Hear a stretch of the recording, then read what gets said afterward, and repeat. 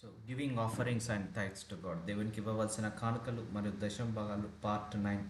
దేవునికి కానుకలు మరియు దశంభాగాలు ఇవ్వడంలో ఆశీర్వాదం ఉంది, అందులో గొప్ప ధన్యత ఉంది. సో మనల్ని ఇవ్వకుండా అపవాది ఆపివేస్తుంటా అంటాడు, ఏదో ఒక ఖర్చు పెట్టి ఏదో ఒక ఇరుకు ఇబ్బంది పెట్టి మనసు లేకుండా చేస్తుంటా అంటాడు.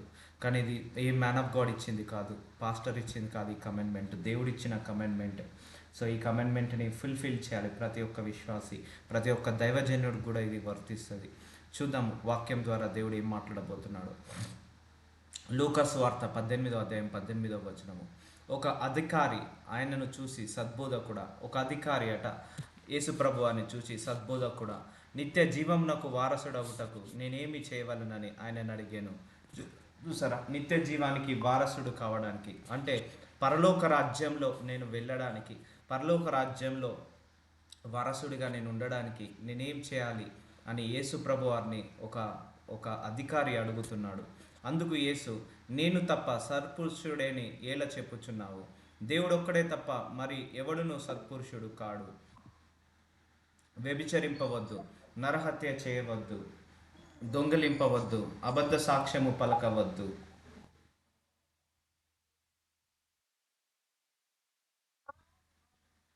సో ఇక్కడ ఒక వ్యక్తి అడుగుతున్నాడు, నేను పరలోక రాజ్యానికి వెళ్ళాలంటే ఏం చేయాలి, ఎలాగా ఉండాలి? సో ఏ పనులు చేస్తే నేను పరలోక రాజ్యానికి వెళ్తాను, ఏ పనులు చేస్తే నేను నిత్య జీవానికి వారసుడని అవుతాను అని అడుగుతున్నాడు ఒక వ్యక్తి. సద్బోధకుడా, నేను పరలోక నిత్య జీవమునకు వారసుడగుటకు నేను ఏమి చేయవాలనను ఆయనను అడిగాను. అందుకు యేసుప్రభు వారు ఏమంటున్నారంటే, వ్యభిచారం చేయొద్దు, నరహత్య చేయవద్దు, దొంగలించవద్దు, అబద్ధ సాక్ష్యాలు పలకవద్దు, నీ తల్లిదండ్రులను సన్మానింపము, ఆజ్ఞలను ఎరుగుదువు కదా అని అతనితో చెప్పాను. సో ఇవన్నీ చేయొద్దు, వ్యభిచారం చేయొద్దు, నరహత్య చేయొద్దు, దొంగలించొద్దు, అబద్ధ సాక్ష్యం పలకవద్దు, తల్లిదండ్రులను సన్మానించు, ఈ ఆజ్ఞలైతే ఉన్నాయో వీటిని నువ్వు ఫాలో కా, అప్పుడే నువ్వు పరలోక రాజ్యానికి వెళ్తావన్నాడు. సో అప్పుడు ఆ వ్యక్తి ఏమంటున్నాడంటే, అందుకతడు బాల్యము నుండి వీటన్నిటిని అనుసరించినే ఉన్నాను. సో నేను చిన్నప్పటి నుంచి ఇవన్నీ అనుసరిస్తున్నాను ప్రభువా, నరహత్య చేయట్లేదు, వ్యభిచరించట్లేదు, దొంగలించట్లేదు, అబద్ధ సాక్ష్యం పలకట్లేదు, అన్ని విషయాలుగా నేను నీతిగా నిజాయితీగానే ఉంటున్నాను. సో ఇప్పుడు నేను పరలోక రాజ్యానికి వెళ్తానా అని అడుగుతున్నాడు. సో ఏమంటున్నాడో చూద్దాం. యేసు వీని, నీకు ఇంకా ఒకటి కొదువగా ఉంది. చూసారా, మనం ఎంత చేసినా దేవుడి దృష్టికి ఒకటి తక్కువనే ఉంటుంది. సో ఆయన అన్నీ చేస్తున్నాడు, ఆ ధనవంతుడు అన్నీ చేస్తున్నాడు. కానీ యేసుప్రభు వారు ఏమంటున్నాడు, నువ్వు అన్నీ చేస్తున్నావు, ఇంకొకటి చేయి అంటున్నాడు.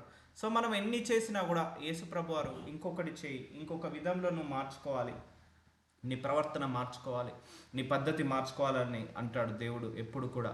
సో అందుకే మనము కరెక్ట్ అని ఎప్పుడు అనుకోవద్దు. మనకు మనము నీతిమంతులుగా, మనము పరిశుద్ధులుగా ఉంటున్నామని ఎప్పుడు అనుకోకూడదు. సో ఇక్కడ ఒక వ్యక్తి అదే అనుకున్నాడు, నేను అన్ని చేస్తున్నాను, కానీ యేసుప్రభు వారు అంటున్నాడు ఇంకొకటి కొదువగా ఉన్నది అంటున్నాడు. సో మనం కూడా అన్ని చేస్తున్నాం, కానీ ఇంకొక కొదువగా ఉంటుంది దేవుడి దృష్టికి. మనం ఇంకెక్కడనో తప్పు చేస్తున్నాం, ఇంకెక్కడనో పొరపాటు చేస్తున్నాం, ఇంకెక్కడనో దోషం చేస్తున్నాం. అదే ఐడెంటిఫై చేసుకొని ఫుల్ఫిల్ చేసుకోవాలి. ఫుల్ఫిల్ చేసిన తర్వాత మళ్ళీ దేవుడు ఇంకొకటి తక్కువ. మనం ఎన్నిసార్లు అన్నా కూడా దేవుడి దృష్టికి మనం ఎక్కడో ఒక దగ్గర తప్పు చేస్తూనే ఉంటాము, పొరపాటు చేస్తూనే ఉంటాము. సో ఆయన యేసుప్రభు వారు కూడా అదే అంటున్నారు, నీకు ఇంకొకటి కొదువగా ఉన్నది, నీకు కలిగినవన్నీ అమ్మి బీదలకిమ్ము. సో నువ్వు అన్నీ చేస్తున్నావు, నరహత్య చేయట్లేదు, వ్యభిచరించట్లేదు, అబద్ధ సాక్ష్యాలు పడకట్లేదు, తల్లిదండ్రులను చూసుకుంటున్నావు, అన్నీ బాగానే ఉంది, కానీ కొంత అమ్మి బీదలకిమ్ము అంటున్నాడు. అప్పుడు పరలోకమందు నీకు ధనము కలుగును. చూసారా, నిన్నటిదాకా మన హోలీ స్పిరిట్ గాడ్ పరిశుద్ధాత్మ దేవుడు బయలుపరిచాడు ఇదే మిస్టరీ. సో మనం ఎప్పుడైతే బీదలకు ఇస్తామో, చారిటీస్ చేస్తామో, అప్పుడు పరలోకంలో మన ధనం పెరుగుతుంది. సో మనము భూలోకంలో ఇల్లు కొనుక్కున్నాం, పరలోకంలో ధనం పెరగదు. కారు కొనుక్కున్నాము, పరలోకంలో ధనం పెరగదు. లేకపోతే పిల్లల స్కూల్ ఫీజు కట్టాము, లేకపోతే హాస్పిటల్ బిల్స్ కట్టాము, పే చేసాము, లేకపోతే ఒక బిజినెస్ చేసుకుంటున్నాము. సో ఇక్కడ ఇన్వెస్ట్మెంట్ పెట్టినా కూడా నీకు పరలోకంలో ధనము పెరగదు. ఎప్పుడు పరలోకంలో ధనం పెరుగుతుంది అంటే మనం సంఘాలకు ఇచ్చినప్పుడు, కాపర్లకు ఇచ్చినప్పుడు, సేవ కోసం ఇచ్చినప్పుడు, లేకపోతే బీదలకు ఇచ్చినప్పుడు పరలోకమందు నీకు ధనము కలుగును అప్పుడు. సో చూద్దాము, నీవు ఇంకా ఒకటి కొదువగానున్నది, నీకు కలిగినవన్నీ అమ్మి బీదలకిమ్ము, కొంత నువ్వు బీదలకి ఇచ్చేసాయి, అప్పుడు పరలోకమందు నీకు ధనము కలుగును, నీవు వచ్చి నన్ను వెంబడింపుమని అతనితో చెప్పాను. సో నువ్వు ధనాన్ని వెంబడించద్దు, ఐశ్వర్యాన్ని వెంబడించద్దు, భోగభాగ్యాలను వెంబడించొద్దు. సో నువ్వు వెంబడించాల్సిందల్లా దేవుణ్ణి అని అంటున్నాడు. సో పరలోకమందు నీకు ధనము పెరగాలంటే బీదలకు అమ్మే ఇవ్వాలి ఎంతో కొంత. అందుకే చారిటీస్ని ట్రై చేయండి. సో దశమ భాగాలు ఇవ్వండి, కానుకలను ఇవ్వండి. సో ఇవన్నీ ఇస్తే నాకేముంటుందని అనుకోవద్దు. సో దేవుడు అక్కడనే ఇంక్రిమెంట్ చేస్తాడు, అక్కడనే నిన్ను ఇరుకులో విశాలత కలుగా చేస్తాడు. అప్పుడే ఆయన నిన్ను బ్లెస్ చేస్తుంటా అంటాడు. తగిన సమయంలో తగిన రీతిగా ఎప్పుడు మనకు ఏ కష్టం వచ్చినా కూడా మనం తగిన సమయంలో పంట కోసుకోవడానికి అది ఆశీర్వదిస్తాడు, ఆజ్ఞాపిస్తాడు దేవుడు. సో బీదలకు ఇచ్చినప్పుడు అది మంచి నేల మీద పడిన విత్తనము, సంఘాలకు ఇచ్చినప్పుడు మంచి నేల మీద పడిన విత్తనము, దేవుడు సేవకి ఇచ్చినప్పుడు అది మంచి నేల మీద పడిన విత్తనము. ఆ విత్తనాలన్నీ కూడా మనం ఒక సమయంలో పంట కోసుకోగలుగుతాము. అందుకే యేసుప్రభువారు మీరు అమ్మి బీదలకు ఇవ్వండి, అప్పుడు నీ పరలోకంలో ధనము కలుగును. సో చూద్దాం. అతడు మిక్కిలి ధనవంతుడు గనక ఈ మాటలు విని మిక్కిలి వ్యసనపడగా. సో చాలామందికి ఇలాగే ఉంటుంది. నేను కష్టపడిన సంపాదన బీదలకు ఎందుకు ఇవ్వాలి, నేను కష్టపడిన సంపాదన అనాథలకు ఎందుకు ఇవ్వాలి, నేను కష్టపడి సంపాదించిన సంపాదన దేవుడికి ఎందుకు ఇవ్వాలి, దేవుడి సేవకి ఎందుకు ఇవ్వాలి, దేవుడి మందిరాలకి ఎందుకు ఇవ్వాలని మనలో అలాంటి ధ్యాస ఉంటుంది. యేసు అతని చూచి ఆస్తి గలవారు దేవుని రాజ్యంలో ప్రవేశించుట ఎంతో దుర్లభము. ఆస్తి ఉండాలి కానీ దాని మీద మనసు పెట్టుకోకూడదు.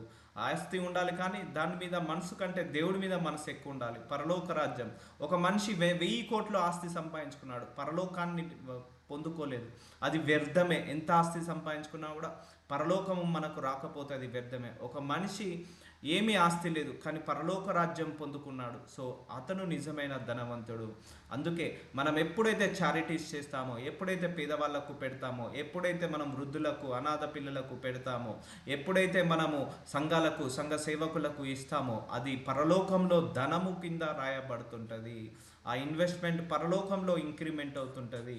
సో కార్ కొనుక్కున్నప్పుడు, లేకపోతే స్కూల్ ఫీజు కాలేజ్ ఫీజు కట్టినప్పుడు ఇవన్నీ కట్టాలి. కట్టద్దని నేను నన్ను, అది భూలోకంలోనే ఉంటుంది, పరలోకానికి వాటిని మనం తీసుకెళ్ళలేము. సో ఇది ఒక మిస్టరీ.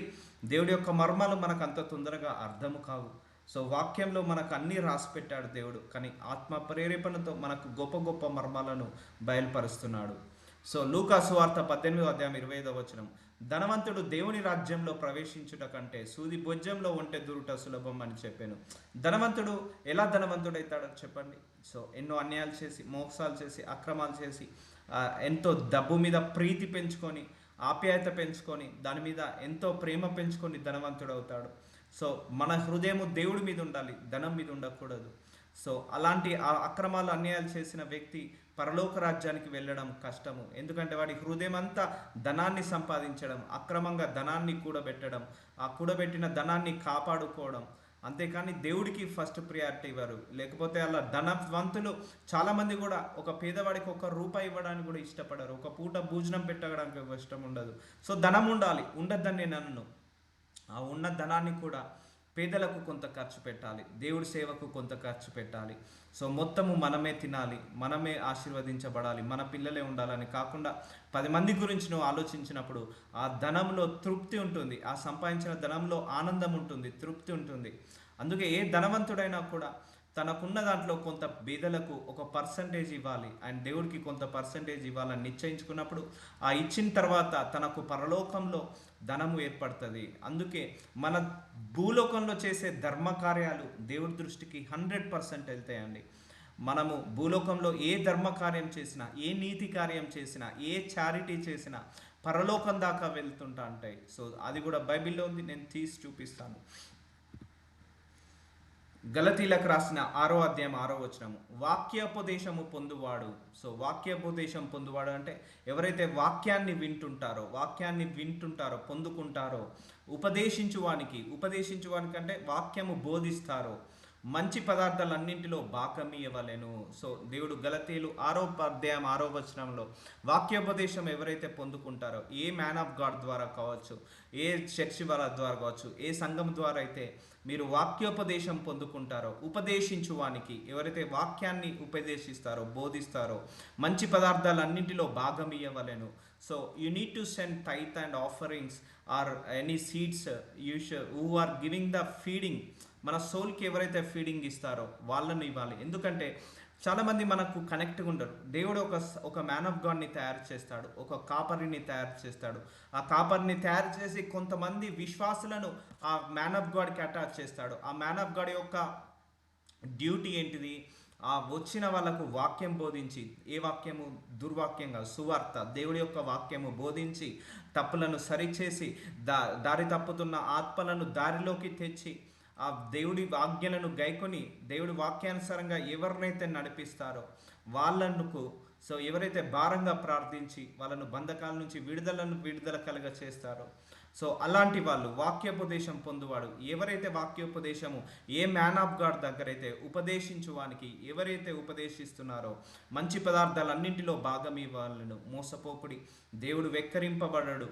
సో చాలామంది కూడా వెక్కిరిస్తుంటా అంటారు, డబ్బుల కోసమే సేవ చేస్తున్నారని. అలా అన్నంత మాత్రాన దేవుడు వెక్కిరింపబడడు. మనుషుడు ఏమి విత్తునో ఆ పంటనే కోయును. చూసారా, మనం ఏమి విత్తుతామో ఆ పంటనే కోస్తాం. మనం ఇచ్చే సంఘాలకు ఒక విత్తనం లాంటిది. మనం ఇచ్చే సంఘాలకు సేవకు ఇచ్చే ఆఫరింగ్స్ ఏవైతే ఉన్నాయో, సీడ్స్ ఏవైతే ఉన్నాయో అవన్నీ కూడా ఒక విత్తనం లాంటిది. మనం ఏ విత్తనాలు విత్తుతామో ఆ పంట కోస్తాము. ఇప్పుడు మనం పేదవాళ్ళ కడుపులో అన్నం పెడుతున్నాము, సో అది మంచి నేల మీద పడిన విత్తనము ఆ అన్నము. సో మనకు దేవుడు ఆ అన్నము తక్కువ కాకుండా చూసుకుంటాడు. మనం సంఘాలకు ఆఫరింగ్ ఇస్తున్నాము, సో దేవుడు మనకు ఆ డబ్బు కాకుండా ఎప్పుడు ఏ సమయంలో ఏ పంట కోసుకోవాలో ఆ పంట కోసుకోవడానికి దేవుడు ఆజ్ఞాపిస్తాడు. అలాగే మనము చర్చికి ఒక భూమిని సాక్రిఫైస్ చేసాం, ఒక భూమిని ఇచ్చామనుకోండి, చర్చ్ కట్టుకోవడానికి ఒక ల్యాండ్ని ఇచ్చాము. సో దేవుడు మళ్ళీ మనం ల్యాండ్ కొనుక్కోవడానికి సామర్థ్యం ఇస్తాడు. లేకపోతే ఒక సంఘానికి బంగారం ఇచ్చాము, మళ్ళీ రిటర్న్గా అదే ఇస్తాడు. సో మనుషుడు ఏమి విత్తునో ఆ పంటనే కోయిన్ను. మన మనీ అనే విత్తనాన్ని విత్తుతే మనీ అనే పంట కోసుకుంటాము. అలాగే లేకపోతే ఆహారం అనే విత్తనాన్ని విత్తుతే ఆ ఆహారం అనే పంట కోసుకుంటాము. సో తప్పకుండా మనం దేవుడి రాజ్యానికి ఇస్తున్న విస్తరణ కోసం ఇస్తున్న ప్రతి రూపాయి కూడా దేవుడు దృష్టికి వెళ్తుంటుంది, దేవుడి యొక్క దగ్గరికి వెళ్తుంటుంది. అలా వెళ్ళకుండా మనల్ని అపవాది ఆపివేస్తుంటా అంటాడు. సో అందుకే ఎప్పుడైనా కూడా పెద్దవాళ్ళకి ఇవ్వడంలో కావచ్చు, చారిటీస్ చేయడంలో, ఇవన్నీ ఇచ్చిన తర్వాత నా దగ్గరేమి ఉంటాయి, అక్కడే ఉంటుంది అసలు మిస్టరీ, ఇవ్వబడును అన్నాడు. సో ఇవన్నీ నువ్వు విత్తనాలు ఇస్తున్నావు, సంఘాలకు నువ్వు విత్తనాన్ని ఇస్తున్నావు. సో ఆ విత్తనాన్ని మళ్ళీ తగిన సమయంలో పంట కోసుకుంటావు. ఇప్పుడు ఒక రైతున్నాడు, పొలము దున్నిన తర్వాత పంట చేతికి వచ్చిన తర్వాత కొన్ని విత్తనాలను పక్కకు పెట్టుకొని మళ్ళీ పొలాన్ని అవే విత్తనాలను పంటగా వేసిన తర్వాత మళ్ళీ నూరింతల పంట పొందుకుంటాడు. మళ్ళీ ఆ విత్తనాలన్నిటిని కూడా తీసుకున్న తర్వాత పంట కోసుకున్న తర్వాత మళ్ళీ ఏం చేస్తాడు? అందులో నుంచి కోసిన పంటలో నుంచి తీసిన పంటలో నుంచి కొంత భాగాన్ని తీసి పక్కకు పెట్టుకుంటాడు. మళ్ళీ ఆ పొలంలో ఆ వచ్చిన దాంట్లో నుంచే ఇస్తాడు, మళ్ళీ నూరింతలుగా పంట కోసుకుంటాడు. సో మనము ఏదైతే ఇస్తామో దేవుడి రాజ్యానికి, దేవుడి రాజ్య విస్తరణ కోసము, పరలోక రాజ్య విస్తరణ కోసము అలాగే పంట కోసుకోవడం ఉంటుంది. అదే ఇప్పుడు మనం హాస్పిటల్ బిల్స్ కట్టాము, సో అది పంట కోసుకోవడం ఉండదు.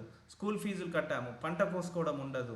లేకపోతే ఏదైనా కారు కొనుక్కున్నాం, పంట కోసుకునేది ఉండదు. బిల్డింగ్ ఉంటుంది, పంట కోసుకోవడం ఉండదు. సో ఎప్పుడైతే దేవుడి రాజ్యం కోసం ఖర్చు పెడతావో, దేవుడు రాజ్య విస్తరణ కోసం ఖర్చు పెడతావో అది నీకు రియల్ బ్లెస్సింగ్ భూలోకంలో. సో వాక్యోపదేశం పొందువాడు ఉపదేశవానికి మంచి పదార్థములేంటి భాగ్యం ఇవ్వలేను. మోసపోకుడి, దేవుడి వెక్కిరింపబడు, మనుషుడు ఏమి విత్తునో ఆ పంటనే కోయును. సో ఎబ్రిలకు రాసిన 7వ అధ్యాయము 1వ వచనము, రాజులను సంహారము చేసి తిరిగి వచ్చుచున్న అబ్రహామును. సో చూడండి, రాజులనే సంహారం చేసిన అబ్రహాము నార్మల్ విశ్వాసి. సో అబ్రహాం తెలుసు మనందరికీ విశ్వాసుల తండ్రి, గొప్పగా ఆశీర్వదించిన, బైబిల్లో గొప్పగా ఆశీర్వదించబడిన వ్యక్తి అబ్రహాము మన తండ్రి. ఎవడు కలుసుకొని అతన్ని ఆశీర్వదించెనో, ఎవనికి అబ్రహాము అన్నింటిలో ఈ 10వ వంతు ఇచ్చెనో. చూసారు, అబ్రహాము అన్నిట్లో దేవుడికి 10వ వంతు ఇచ్చేవాడు. గొర్రెలుంటే దాంట్లో 10వ వంతు, ల్యాండ్ ఉంటే దాంట్లో 10వ వంతు, అలాగే పశువులుంటే అందులో 10వ వంతు, బంగారం ఇస్తే అందులో 10వ వంతు. ఎందుకంటే అవన్నీ దేవుడే ఇచ్చాడు, ఆ దేవుడే అన్ని ఇచ్చాడు. ఎవనికి అబ్రహాము అన్నింటిలో 10వ వంతు ఇచ్చెనో ఆ షాలాము రాజును మహోన్నతుడగు దేవుని యాజకుడైన మెల్కిసెదెకు నిరంతరము యాజకుగా ఉన్నాడు. అతని పేరు మొదటకు నీతి రాజనియు, తర్వాత సమాధానపు రాజను అర్థమన్నట్టు షాలేము రాజని అర్థము. సో పరిశుద్ధుల కొరకైనను చెంద 1 కొరింథీయులకు రాసిన 16వ అధ్యాయం 1వ వచనము, పరిశుద్ధుల కొరకైన చందా విషయమైతే నేను గలతీల సంఘములకు నియమించిన ప్రకారము మీరును చేయుడి. నేను వచ్చినప్పుడు చందా పోగు చేయకుండా ప్రతి ఆదివారమున, చూడండి, ప్రతి వారమున, ఇది అపోస్తలు దేవుడి చేత, యేసు ప్రభు వారి చేత ఆశీర్వాదం అంటే ట్రైనింగ్ తీసుకున్న అపోస్తుల కాలంలో జరిగిన సంఘటన ఇది. పరిశుద్ధుల కొరకైన చందా విషయమైతే నేను గలతీల సంఘములకు నియమించిన ప్రకారము మీరును చేయుడి. నేను వచ్చినప్పుడు, సో అపోస్తులు రాస్తున్నాడు, నేను వచ్చినప్పుడు చందా పోగు చేయకుండా ప్రతి ఆదివారమున మీలో ప్రతివాడును తాను వర్ధిల్లిన కొలది తన యొద్ద కొంత సొమ్ము నిల్వ చేయవలెను. చూసారా, కొంత సొమ్ముని వర్ధిల్లిన కొద్దీ, కొంతమంది బిజినెస్ చేస్తారు, వర్ధిల్లుతుంది, ఆ వారం బాగుంటుంది, ఆ వారాల నుంచి దశమ భాగం కొంత సొమ్ముని నిల్వ చేయాలి వర్ధిల్లిన కొద్దీ. సో ఇప్పుడు ఫర్ ఎగ్జాంపుల్ ఒకటి చెప్తాను. ఇప్పుడు మనం ఒక బిజినెస్ చేస్తున్నాము, ఆ బిజినెస్లో 10% చర్చకు పంపించాలి.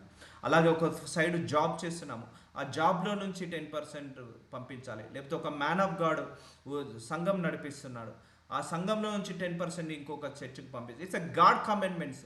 ఇది ఒక విశ్వాసులకే కాదు, దైవజనులు కూడా పాటించాలి. ఒక బిజినెస్ మ్యాన్ వాళ్ళే కాదు, ఎంప్లాయీస్ కూడా పాటించాలి, ఎంప్లాయర్స్ కూడా పాటించాలి. సో ఎవరైతే వాక్యాన్ని చదువుకుంటారో, వాక్యం వింటారో, ఎవరైతే దేవుణ్ణి నమ్ముకుంటారో వాళ్ళందరికీ కూడా ఇది ఒక కమాండ్మెంట్. సో అనొచ్చు మేము ఎందుకు ఇవ్వాలి అని. సో ఇవ్వడంలోనే ఆశీర్వాదం ఉంటుంది. ఎందుకంటే గాడ్ ఒక కమాండ్మెంట్ పెట్టాడంటే అది మనల్ని ఆశీర్వదించడానికే. దేవుడు ఒక పద్ధతిని మన కోసం తీసుకొచ్చాడంటే అది మనల్ని నశింపజేయడానికి కాదు, ఆశీర్వదించడానికే. సో దేవుడు వ్యభిచరించొద్దన్నాడు, సో అది మన మంచికే. నరహత్య చేయొద్దన్నాడు, మన మంచికే. ఇతరులను ఆశించొద్దన్నాడు, అది మన మంచికే. సో అలాగే దేవుడు ఇట్లా మందిరాలకు దశమ భాగం ఇవ్వమన్నాడు, అది మన మంచికే. ఎందుకు? మనల్ని ఆశీర్వదించడానికే. పేదవాళ్ళకి ఇవ్వమన్నాడు, అది మన మంచికే. ఎందుకు? మనకు పరలోకంలో ధనం పెరగడానికి. ఇలా మన ద్వారా ఇప్పించుకొని మనకు లేమితనాన్ని తీసివేయడానికి. సో చందా పోగు చేయకుండా ప్రతివారు ఆదివారం మీలో ప్రతివాడు తను వర్ధిల్లన కొలది. ఆదివారం మనం ఎక్కడికి వెళ్తాం? సంఘానికి వెళ్తాము. సో సంఘానికి ఎప్పుడు వెళ్ళినా కూడా ఒట్టి చేతిలో వెళ్ళకుండా ఎంతో కొంత ఆఫరింగ్ తీసుకొని వెళ్ళాలి. తాను వర్ధిల్లిన కొలది తన యొద్ద కొంత సొమ్ము చేయించవలెను. నేను వచ్చినప్పుడు మీరు ఎవరిని యోగ్యులని ఎంచి ప్రతులిత్తురో వారి చేత మీ ఉపకార ద్రవ్యమును యెరూషలేమునకు పంపుదము. సో యెరూషలేములో ఏముంది? దేవుడి మందిరం ఉంది. సో ఇక్కడ వీళ్ళు చందాలన్నీ పోగు చేసుకొని దేవుడి మందిరానికి పంపిస్తున్నారు. ఎందుకంటే అక్కడ పెద్ద చర్చ్ లేదు. సో దేవుడు ఎన్నుకున్న చర్చ్ ఆ యెరూషలేము. సో కొరింథీయులకు రాసిన 8వ అధ్యాయం 1వ వచనం, సహోదరులారా, మాసిదోనియా సంఘములను గ్రహింపబడి ఉన్న దేవుని కృపను గూర్చి మీకు తెలియజేయుచున్నాను. సో మాసిదోనియా సంఘంలో దేవుడి యొక్క కృప గురించి మనకు తెలుస్తున్నదట. ఏంటిదో చూద్దాము. ఎలాగనగా వారు బహుశ్రమలను పరీక్షింపబడగా, సో బహుశ్రమలు పడి పరీక్షించబడ్డదట ఆ సంఘము, అత్యధికంగా సంతోషించడి. చూసారా, శ్రమలలో కూడా సంతోషించారట. మరియు వారు నిరుపేదలైన వారి దాతృత్వము బహుగా విస్తరించను. పేదవాళ్ళైనా కూడా వాళ్ళు దాతృతంగా ఇచ్చేవాళ్ళట దేవుడికి, ఆ సంఘంలో ఉన్న ప్రజలు. ఈ కృప విషయంలోను పరిశుద్ధుల కొరకైన పరిచర్యలో పాలు పొందు విషయంలోను మనపూర్వకంగా మమ్మను వేడుకొనొచ్చు. వారు తమ సామర్థ్యం కొలిదే కాక సామర్థ్యం కంటే ఎక్కువగాను తమంతట తామే ఇచ్చిరని మీకు సాక్ష్యం ఇచ్చుచున్నాను. చూసారా, ఆ కొరింథీయులలో ఒక సంఘము, ఆ సంఘం వాళ్ళ సామర్థ్యం మించి, పేదవాళ్ళే కానీ బహు విస్తారంగా ఇచ్చారట. సామర్థ్యం కొలిదే కాక సామర్థ్యం కంటే ఎక్కువగాను తమంతట తామే ఇచ్చిరని మీకు సాక్ష్యం ఇచ్చుచున్నాను. ఎందుకంటే ఇప్పుడు దేవుడి తర్వాత, యేసయ్య తర్వాత అపోస్తులు సేవ చేశారు. ఇమ్మీడియట్గా అపోస్తులు సేవ చేశారు. సో అపోస్తులు చెప్పే బోధలకు వాళ్ళు ఏంటిది, మాకు ఇక పరలోక రాజ్యం వస్తే సరిపోతుంది, ఈ భూలోకంలో అష్టైశ్వర్యాలు భోగభాగ్యాల కంటే మాకు దేవుడి కంటే ఎక్కువ ఏది ఇష్టము కాదు. సో ఏదైనా కూడా దేవుడికి ఇస్తే అది ఎప్పుడు కూడా అది రుణపడి, అంటే అది మర్చిపోడు దేవుడు అన్న ఉద్దేశం మీద వాళ్ళందరూ కూడా సామర్థ్యం కంటే ఎక్కువగా తమంతట తామే ఇచ్చిరని మీకు సాక్ష్యం ఇస్తున్నాను. సో మందిరాలకు అలా ఇచ్చారట పేదవాళ్ళు. ఇదిగాక మొదట ప్రభువునకు దేవుని చిత్తం వలన మాకును తమ్మును తామే అప్పగించుకొనిరి. సో ఫస్ట్ అర్పించుకోవాలి, దేవుణ్ణి ప్రేమించాలి. అదే చెప్తున్నా కదా, నువ్వు దేవుడికి సాక్రిఫైస్ చేయాలి, నీ లైఫ్ని నువ్వు దేవునికి అర్పించుకోవాలి. నువ్వు అప్పుడు ఈ డబ్బు మీద మోజు ఇవన్నీ కూడా తగ్గుతాయి. తమ్మును తామే అప్పగించుకొనిరి. ఇంతగా చేదురని మేము అనుకోలేదట. చూడండి, వాళ్ళు దేవుణ్ణి అర్పించుకున్నారు. వాళ్ళ మాటలు విని మొదట ప్రభుకే ఇంపార్టెన్స్ ఇచ్చారు. ఎప్పుడైతే మనం దేవుడికి ఫస్ట్ ప్రియారిటీ ఇస్తామో ఇవన్నీ కూడా చేయగలుగుతాము. డబ్బుకి ఫస్ట్ ప్రియారిటీ ఇచ్చినప్పుడు మనం ఇవన్నీ చేయలేము. సో దేవుడు తగిన సమయంలో మనల్ని తగిన రీతిగా ఆశీర్వదిస్తాడు. సో ఆ కొరందీల సంఘము అలా గొప్పగా ఆశీర్వదించబడింది. తమ్మును తామే అప్పగించుకున్నారు. ఎవరికి? యేసు ప్రభు వారికి. ఇది ఇంపార్టెంట్. సో మనము దేవుడికి అప్పగించుకోవాలి. అంటే మనము ప్రతి విషయంలో ప్రతి మాటలో దేవుడితోటే గడపాలి. దేవుడి సహవాసం ఇవ్వాలి. దేవుడికే ఫస్ట్ ప్రియారిటీ ఇవ్వాలి. సో చాలామందికి డబ్బుకి ఫస్ట్ ప్రియారిటీ ఇస్తారు, జాబ్కి ఫస్ట్ ప్రియారిటీ ఇస్తారు. ఇవ్వాలి, నేను అనట్లేదు, అది సెకండ్ ప్రియారిటీ ఇవ్వాలి. First priority will goes to God only. ఎందుకంటే ఆయన పుట్టిస్తేనే మనం భూలోకానికి వచ్చాము, ఆయన ఇస్తేనే మనకు జాబ్ వచ్చింది. అప్పుడు జాబుని మర్చిపోతే ఎలా? దేవుని మర్చిపోతే ఎలా? ఆయన ఇస్తేనే పిల్లలు వచ్చారు, తర్వాత మనం దేవుని మర్చిపోతే ఎలా? పిల్లల మోజులో పడి. ఆయన ఇస్తేనే మనకు పెళ్ళైంది, తర్వాత దేవుని మర్చిపోతే ఎలా? పెళ్ళైన తర్వాత. సో ఏదైనా కూడా గుర్తుపెట్టుకోండి, first give the first priority to God, then only your family, your money and your properties or your job, your business. So give first priority. అప్పుడు నువ్వు దేవుడికి అర్పించుకున్న వారు అవుతావు. మీరు ప్రతి విషయంలో అనగా విశ్వాసమందును, ఉపదేశమందును, జ్ఞానమందును, సమస్త జాగ్రత్త అందును, మీకు మా ఎడలనున్న ప్రేమయందును ఎలాగూ అభివృద్ధి పొందుచున్నారో అలాగే మీరు ఈ కృపయందు కూడా అభివృద్ధి పొందినట్లు చూసుకోండి. అన్ని విషయాల్లో మనం వర్ధిల్లాలి. ఆత్మలో ఎదగాలి, ఆత్మీయంగా ఎదగాలి, ఫిజికల్గా ఎదగాలి, ఎమోషనల్గా ఎదగాలి, ఫైనాన్షియల్గా ఎదగాలి, దేవుడికి ఇవ్వడంలో ఎదగాలి. ఎప్పుడు కూడా 10 సంవత్సరాల నుంచి మనం అంతే తక్కువగా ఇవ్వద్దు. దేవుణ్ణి అడగాలి, అయ్యా నా శాలరీని డబల్ చేయండి, నేను ఇంకా ఎక్కువగా ఇస్తాను, 10 టైమ్స్ పెంచండి, ఇంకా నేను ఎక్కువగా ఇస్తాను, మీ మందిరానికి దశమ భాగము అలా ఇస్తానని ప్రేయర్ చేసుకోవాలి. విశ్వాసంలో ఎదగాలి, ఉపదేశము జ్ఞానంలో, దైవ జ్ఞానంలో ఎదగాలి, సమస్తంగా అన్ని విషయాలలో మనం ఎదగాలి. అందుకే అన్ని కోణాల్లో మనం ప్రార్థించుకోవాలి. ఫైనాన్షియల్గా ఎదగాలి, దేవుళ్ళు ఎదగాలి, ఆత్మలో ఎదగాలి, ఆత్మీయంగా ఎదగాలి, జ్ఞానంలో ఎదగాలి, తెలివిలో ఎదగాలి, ఫైనాన్షియల్ ఎదగాలి, హెల్త్ పరంగా ఎదగాలి. అన్ని విషయాలలో మనము మన కుటుంబము వర్ధిల్లాలని ప్రార్థించుకోవాలి. అభివృద్ధి పొందినట్లు చూచుకోండి. సో దేవుడి యొక్క కృపలో కూడా మనం ఎదగాలని, దేవుడి యొక్క ప్రేమలో ఎదగాలని, దేవుడి యొక్క వాక్యంలో ఎదగాలని. సో ఇవన్నీ విషయాలలో మనం ప్రార్థించుకోవాలి. సో అన్నీ ఇంపార్టెంటే. నేను చెప్తున్నా కదా, మనం దేవుడికి మందిరాలకు ఇవ్వడం ఇంపార్టెంటే, చారిటీస్ ఇవ్వడం ఇంపార్టెంటే, అండ్ ఆత్మలో ఎదగడం ఇంపార్టెంటే, ఆత్మీయంగా ఎదగడం ఇంపార్టెంటే, అండ్ మనం ఇల్లు కట్టుకోవడం ఇంపార్టెంటే, మనము కారు కొనుక్కోవడం ఇంపార్టెంటే, మనం జాబ్ చేయడం ఇంపార్టెంటే, బిజినెస్లో ప్రాఫిట్స్ రావడం ఇంపార్టెంటే, మనం తల్లలాగా ఉండడం ఇంపార్టెంటే, మనము ఉన్నవాడిగా ఉండడం ఇంపార్టెంటే, అలాగే దేవుడి ఆత్మీయంగా ఎదగాలని ఇంపార్టెంట్. సో అన్ని రకాలుగా మనము బ్లెస్ కావాలని కోరుకోవాలి. నేను చెప్పాను కదా, నీ మైండ్ ఎలా ఉంటుందో దేవుడు అలా పనిచేస్తాడు, నీ మైండ్ సెట్ ఎలా ఉంటుందో దేవుడు అలా పనిచేస్తాడు. నీ యొక్క ఆలోచనలను బట్టి, నీ తలంపులను బట్టి, నీ ఉద్దేశాలను బట్టి, నీ యొక్క క్రియలను బట్టి దేవుడు అలా పనిచేస్తుంటా అంటాడు. ఆశ కలిగి ఉన్నప్పుడు దేవుడు ఆశపడ్డ ప్రాణాన్ని తృప్తిపరుస్తాడు.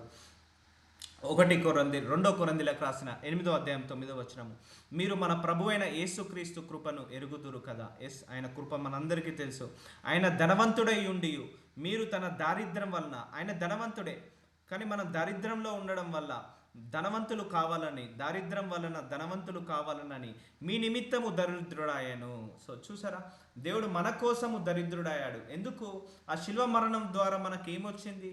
ఆ ధనము, ఆ ఐశ్వర్యము, ఆ ప్రాస్పరిటీ, అవన్నీ కూడా మనకు అర్పితం. అది అబ్రహాం ఆశీర్వాదం, మనకు హక్కు అది. ఆయన ధనవంతుడై ఉండి మీరు తన దారిద్ర్యం వలన, అంటే ఆయన మన దారిద్ర్యం వలన ధనవంతులు కావాలనని మీ నిమిత్తము దేవుడు ఏమయ్యాడు? దరిద్రుడయ్యాడు. సో అందుకే మనం దేవుడికి ఎంత ఇచ్చినా తక్కువనే, ఆయన ధనవంతుడు. సో కాబట్టి ఎక్కువ ఇవ్వాలని ఆశపడదాము. దేవుణ్ణి ఎక్కువగా చేయాలి, మన దగ్గర నుంచి ఎక్కువగా చేయాలి దేవుడికి. సో నీ ఆశను బట్టి దేవుడు ఏదో ఒక ద్వారాలను ఓపెన్ చేస్తాడు, మన ద్వారా కూడా ఇప్పించుకుంటాడు. అప్పుడు మనకు సమృద్ధిగా ఆశీర్వదిస్తాడు. సో ఒకటి, మనం సెల్ఫిష్గా అడిగినప్పుడు మనకు అది దక్కకపోవచ్చు. నిన్న ఒకటి చూసాము, మీరు ఏది అడిగినా మీ భోగ భాగ్యాల నిమిత్తం అడుగుతున్నారు, కానీ ఒక ఇతరుల గురించి ఆశీర్వదించబడాలని అడగట్లేదు, అందుకే మీకేం దొరకట్లేదని నిన్న ఒక వాక్యంలో అడగబడింది. ఇవన్నీ మర్మాలండి. సో మనం ఎలా తయారయ్యామంటే మనము, మన కుటుంబము, సో అంతవరకే లిమిట్ చేసుకొని మనం బ్రతుకుతున్నాము. దేవుడు మనందరికీ సామర్థ్యం ఇచ్చాడు. ఎలా సామర్థ్యం ఇచ్చాడు తెలుసా? తలుచుకుంటే మన నుంచి ఈ దేశాన్ని కాపాడేంత శక్తి మనకు ఉన్నది, కానీ మనము ఆ శక్తిని గ్రహించుకోవట్లేదు. ఒకసారి యోసేపు సంగతి చూద్దాము. ఆ యోసేపు ఒకడు సామాన్యుడే, కానీ కొన్ని దేశాలు యోసేపు ద్వారా రక్షించబడ్డాయి, కొన్ని దేశాలు యోసేపు ద్వారా పెంచి పోషించబడ్డాయి.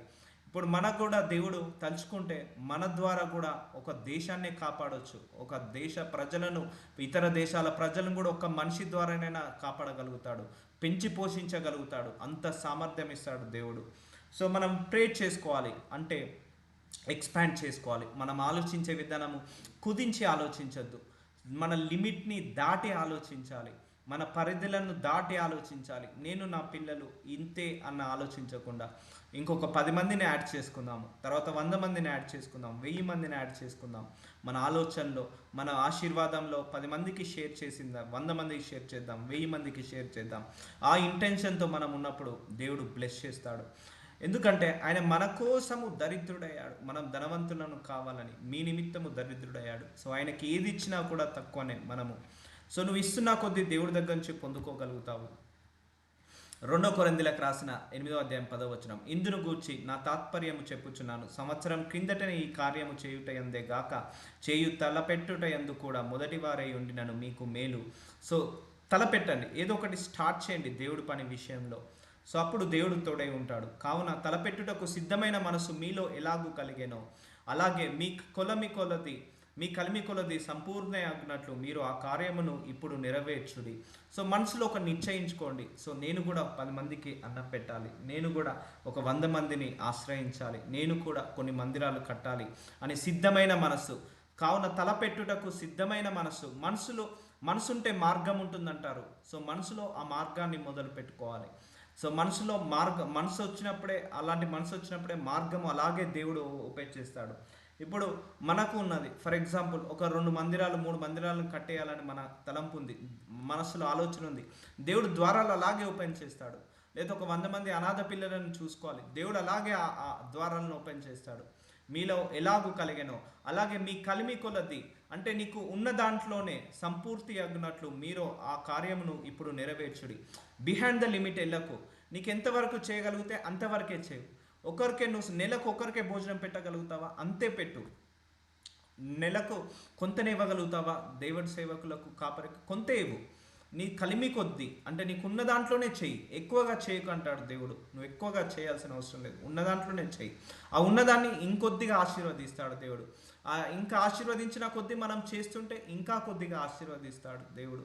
సో ఇది దేవుడిలా, ఇది నాలా కాదు, మీలా కాదు, దేవుడు ఇలా డిజైన్ చేసి పెట్టాడు. మనము పైకి ఏదైతే విసురుతామో అదే మన చేతికి వస్తుంది.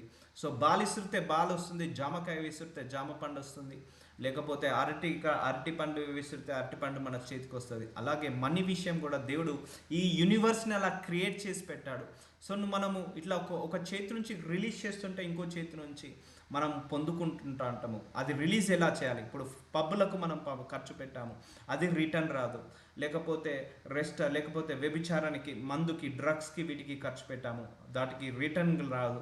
ఎప్పుడైతే దేవుడికి ఆ పేదవాళ్ళకి ఖర్చు పెడతామో అదే పరలోకంలో ధనము పెరుగుతుంటుంది.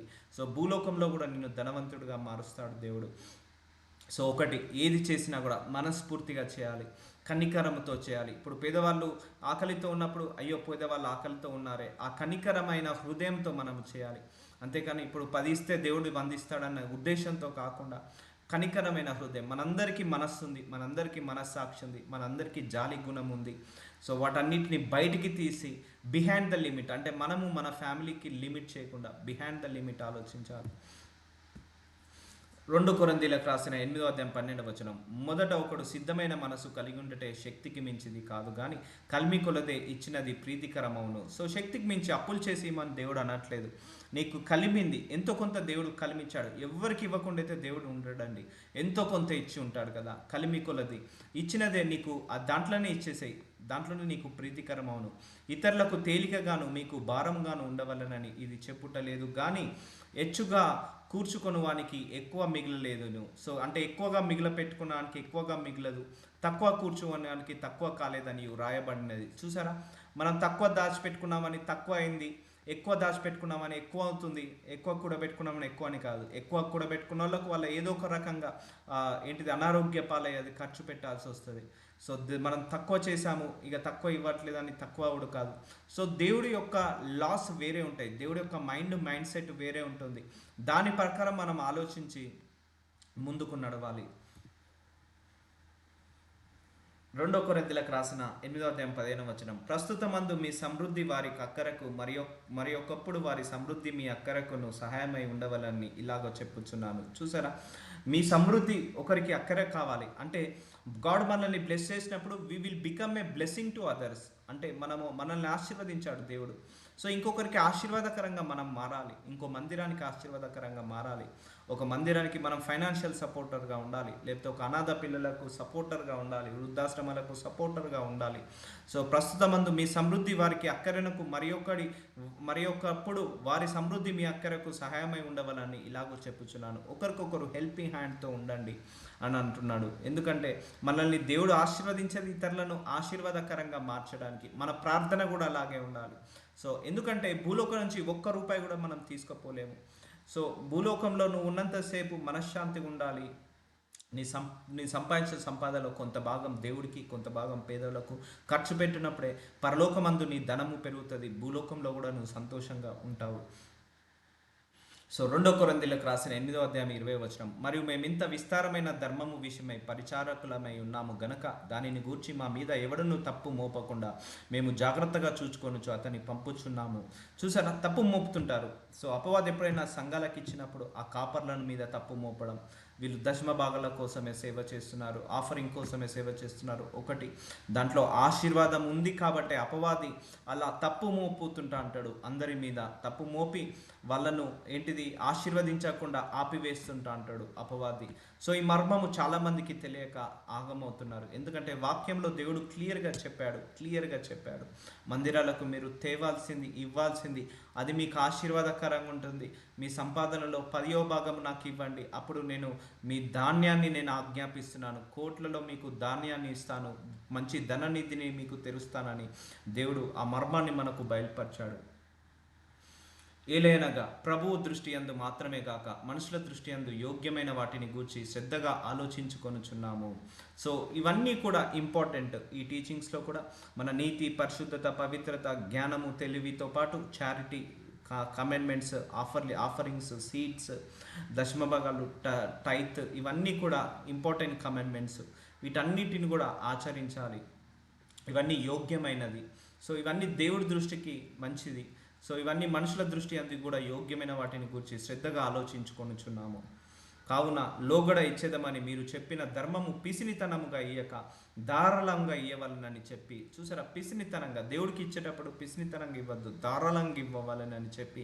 అందుకే దేవుడు కూడా మనల్ని ఆశీర్వదించే ముందు ధారాళంగా ఇస్తాడు.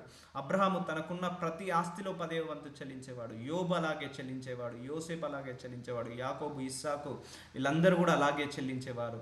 అలాగే వాళ్ళు ఆశీర్వదించబడ్డారు కూడా. సహోదరులు మీ వద్దకు ముందుగా వచ్చి దానిని జమ చేయుటకై వారిని హెచ్చరించుట అవసరమని తలంచి తిని. సో జమ చేసి వాళ్ళందరూ కూడా ఒక దైవ కార్యానికి వాడేవారు. అందుకే మీరు చెప్పిన ధర్మము పిసినితనంగా ఇయ్యక ధారాళంగా ఇయ్యవలెను. సో కొంచెముగా విత్తువాడు కొంచెముగా పంట కోయును, సమృద్ధిగా విత్తువాడు సమృద్ధిగా పంట కోయును అని ఈ విషయమై చెప్పవచ్చును. సో మనము ఏదైతే మనం ఆఫరింగ్స్ ఇస్తామో అది విత్తనం లాంటిది. ఒకటే గుర్తుపెట్టుకోండి, మీరు ఏ సంఘానికి, ఏ మ్యాన్ ఆఫ్ గాడ్కి ఆఫరింగ్ ఇచ్చినా కూడా అదొక సీడ్ లాంటిది, విత్తనం లాంటిది. సో అది విత్తినప్పుడు మనం పంట కోసుకుంటాము. ఇప్పుడు ఒక ఎకరం పొలంలో మనం విత్తనాలు విత్తితే 1 ఎకరం సంబంధించిన పంటనే వస్తుంది. అదే 10 ఎకరాల పొలంలో విత్తనాలు విత్తితే 10 ఎకరాల పంట వస్తుంది. సో సమృద్ధిగా విత్తువాడు సమృద్ధిగా పంట కోయను. కానీ మనం సమృద్ధిగా విత్తాలంటే ఆ మనస్సు ఉండదు.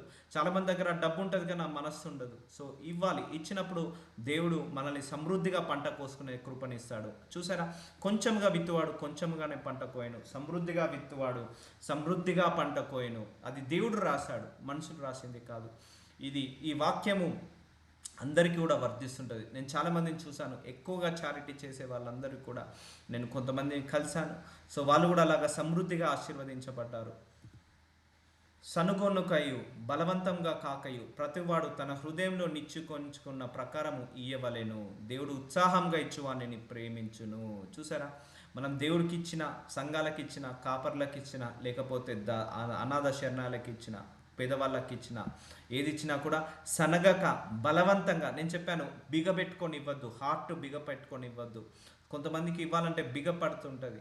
సో ఇప్పుడు హాస్పిటల్లో 1 లక్ష అంటే డాక్టర్ మనం వెళ్ళి ఇచ్చేస్తాం. మనము ఎందుకు, ప్రాణం కదా. పిల్లల స్కూల్ ఫీజు, అవును వాళ్ళ భవిష్యత్ కదా, ఫ్రీగా ఇచ్చేస్తాము, అంటే బిగ పెట్టుకొని ఇవ్వము, గునుక్కుంటా సనుక్కుంటూ ఇవ్వము. అదే మందిరానికి ఒక 100 రూపాయలు ఇవ్వడానికి బిగ పెట్టుకొని ఇవ్వకూడదు. సో ఎందుకంటే సనుగక బలవంతంగా కాకయు ప్రతివాడు తన హృదయంలో నిచ్చుకొని ప్రకారము, నువ్వు 1000 ఇస్తా అని నిశ్చయించుకుంటే 1000 ఇవ్వు, 500 ఇస్తే నిశ్చయ 500 ఇవ్వు. సో నీ మనసులో ఎంతైతే ప్రేరేపణ ఇస్తుందో అంతే ఇవ్వు, ఇవ్వలేను. దేవుడు అది ఏది ఇచ్చినా కూడా ఉత్సాహంగా ఇచ్చు అని ప్రేమించును, హ్యాపీగా ఇవ్వాలి, జనరస్గా ఇవ్వాలి, జాయ్ఫుల్గా ఇవ్వాలి. ఎస్, దేవుడికి ఇవ్వడంలో నాకు ధన్యత ఉందని ఇవ్వాలి. అంతేకాని అయ్యో నాకు ఒక 500 ఉంటే నాకు కరెంట్ బిల్లు ఉండేదేమో, ఒక 1000 రూపీస్ ఉంటే ఈ నెల గ్రాసరీస్ వచ్చేదేమో. ఎందుకంటే ఆ దేవుడికి ఇచ్చినప్పుడు నీకు ఆ గ్రాసరీస్ తక్కువ కాకుండా చూసుకుంటాడు, అండ్ ఇరుకు ఇబ్బంది లేకుండా చూసుకుంటాడు. ఎప్పుడు దేవుడికి ఇచ్చినా కూడా ఒకటి, ఆయన ధనవంతుడు, ఆయన పేదవాడు కాదు, గుర్తు పెట్టుకోవాల్సింది. ఆయన ఐశ్వర్యవంతుడు, మహారాజు, ఆయనకు లేమి కాదు. ఎందుకంటే మన హృదయాన్ని పరిశీలిస్తాడు ఇచ్చేటప్పుడు, అండ్ మనం కృతజ్ఞత కలిగి ఉన్నామా లేదా అని చూస్తాడు ఇచ్చేటప్పుడు. సో ఇవన్నీ కూడా మనము మెజర్మెంట్స్లో చూసి మనం ఇవ్వాలి. ఎందుకంటే మనకి ఇప్పటివరకు ఇవన్నీ వాక్యాలు లోతుగా తెలియవు, ఈ మర్మాలు లోతుగా తెలియవు. అందుకే దేవుడు ఇన్ని వాక్యాలను చూపించి మనందరి హృదయాలను ఇచ్చేటప్పుడు కడుగుతున్నాడు. మనం ఇచ్చేటప్పుడు చాలామంది వేరే ఉద్దేశంతో ఇవ్వచ్చు, మనకు తెలియక. అది కూడా తప్పనను. మనము ఈ లోకంతో స్నేహం చేశాము, లోక ప్రకారంగానే ఆలోచించాము. కానీ బైబిల్లో దేవుడు ఎలా రాసి పెట్టాడు, బైబిల్లో దేవుడు ఏమి రాసి పెట్టాడు, ఏ విధంగా ఇస్తే దేవుడు యాక్సెప్ట్ చేస్తాడు, ఎలా ఇస్తే దేవుడు యాక్సెప్ట్ చేస్తాడు, మనం ఇచ్చేటప్పుడు ఎన్ని లోపాలతో ఇస్తున్నాము, ఇచ్చిన తర్వాత అది దేవుడికి ముడుతుందా లేదా, అది ముట్టకపోవడం వల్ల మనము ఆ పంట కోసుకోవట్లేదు. సో ఇవన్నీ కూడా దేవుడు మనల్ని సరిచేస్తున్నాడు. అంతే, అందరు ఇస్తున్నారు ఇక్కడ, నాకు తెలుసు మీరందరూ కూడా ఇస్తున్నారు, వేరే సంఘాలకు కావచ్చు, కాపర్లకు కావచ్చు, చారిటీస్ చేస్తున్నారు.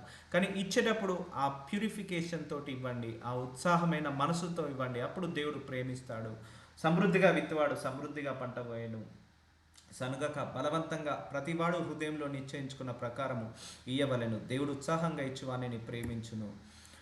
మరియు అన్నిటి అందు ఎల్లప్పుడూ మీలో మీరు సర్వసమృద్ధి గలవారై. చూసారా, ఎల్లప్పుడూ దేంట్లో, అన్నిటి అందు సర్వసమృద్ధి గలవారై. మనం అన్నిట్లలో బ్లెస్ కావాలని దేవుడి చిత్తము. ఉత్తమమైన ప్రతి కార్యము చేయుటకు దేవుడు మీ ఎడల సమస్త విధములైన కృపను విస్తరింపజేయగల. ఏ కార్యము? ఉత్తమమైన ప్రతి కార్యము. సో మన మందిరానికి ఇవ్వడం అది మంచి కార్యము, అండ్ పేదవాళ్ళకి ఇవ్వడం అది మంచి కార్యము. అది ఉత్తమమైన ప్రతి కార్యము చేయుటకు దేవుడు మనల్ని విస్తరింప చేయగలడు.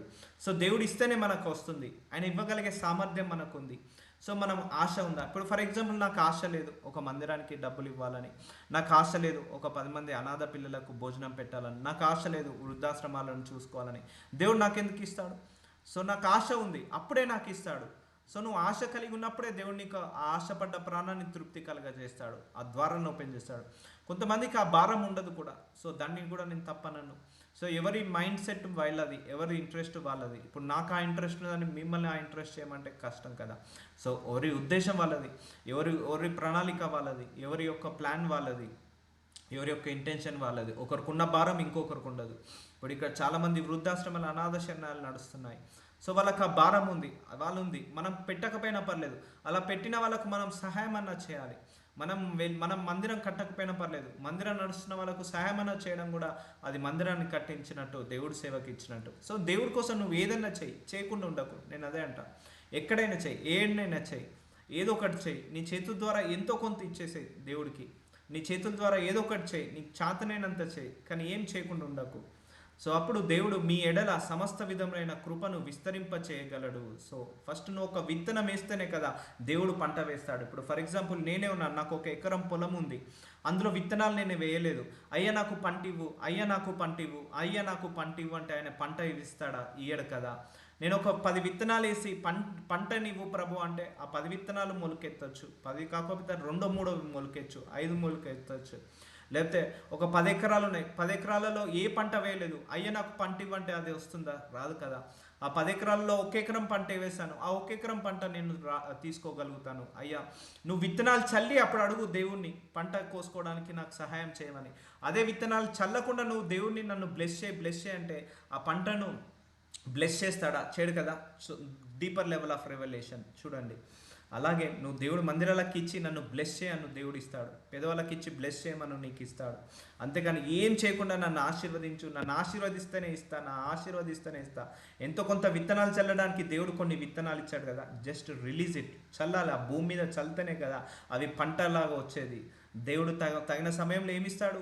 వర్షాన్ని కురిపించి ఆ పంట మొలకెత్తేలాగా ఆజ్ఞాపిస్తాడు, ఆ పంటను కోసుకునేలాగా ఆజ్ఞాపిస్తాడు, ఫ్రూట్స్ వచ్చేలాగా, వెజిటేబుల్స్ వచ్చేలాగా ఆజ్ఞాపిస్తాడు.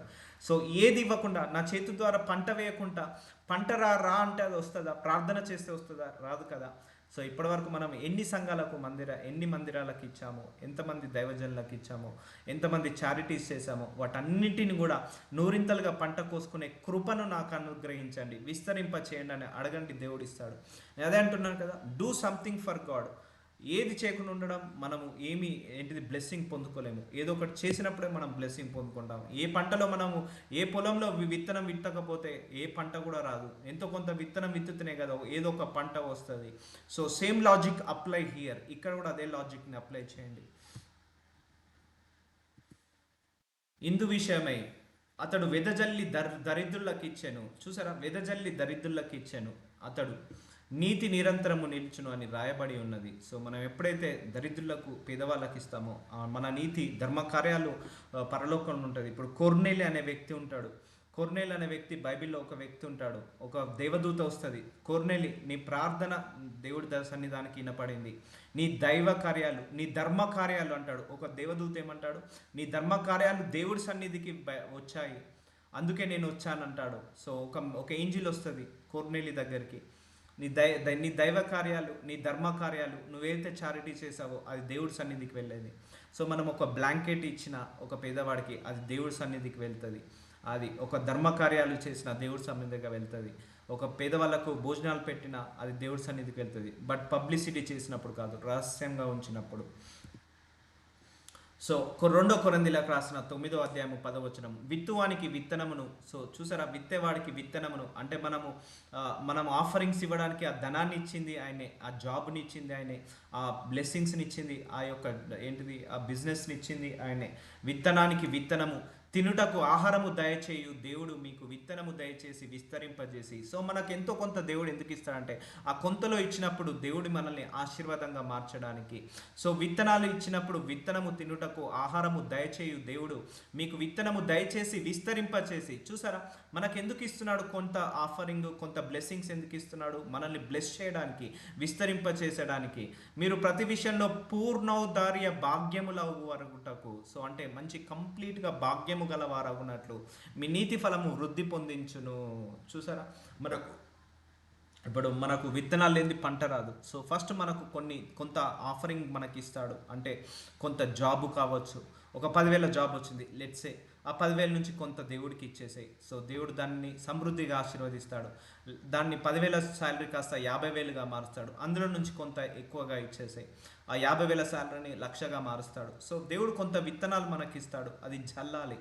అది ఎలా చల్లాలి? పబ్బులకో, లేకపోతే పార్టీలకో, లేకపోతే డ్రగ్స్ తీసుకోవడానికో, వ్యభిచారానికో, వీటికి చల్లినప్పుడు అవి రాదు. సో దైవ కార్యాలకు, ధర్మ కార్యాలకు చల్లినప్పుడే అవి రెట్టింపు అవుతాయి. సో మనకు విత్తనానికి విత్తనం ఇచ్చేవాడు ఆయనే, ఆ విత్తనము ఫలించేలాగా, అభివృద్ధి పొందేలాగా ఫలం ఇచ్చేవాడు ఆయనే, ఆజ్ఞాపించేవాడు ఆయనే.